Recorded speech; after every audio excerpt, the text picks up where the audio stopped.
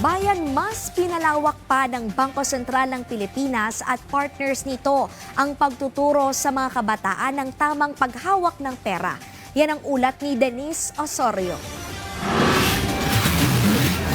Pinagtibay pa ng Bangko Sentral ng Pilipinas at mga partner institutions nito ang pagpapalawak ng financial education programs para sa kabataan at iba't ibang sektor sa pagbubukas ng Financial Education Stakeholders Congress ngayong taon. Sa pangunguna ng BSP, ibinida ang mga bagong inisyatiba na naglalayong gawing mas accessible, digital ready at pangmatagalan ang kaalaman sa tamang paghawak ng pera. Financial education is not just about saving, investment, or budgeting. It's about helping people make financial choices for their future. Sabi nga namin sa BSP, ang matalinong Pilipino hindi lang marunong mag-ipon, marunong ding magdesisyon. Binigyan din ni BSP Governor Ellie Remolona na ang lakas ng financial system ng bansa ay mula sa pag-iipon hanggang sa matalinong pag-manage ng kanilang resources para mas bumaba ang paghiram ng pera mula sa abroad. Kasabay nito, inilatag ang mga naunang inisyatibang nakarating na sa milyong-milyong vocational learners, pati ang Bella platform na nag-aalok ng financial lessons anytime, anywhere.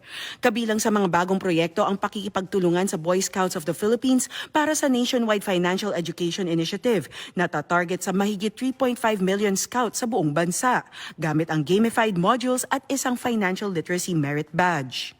This partnership aims to improve the financial literacy ng stakeholders ng Boy Scouts of the Philippines, particularly the 3.5 million scouts, young people nationwide.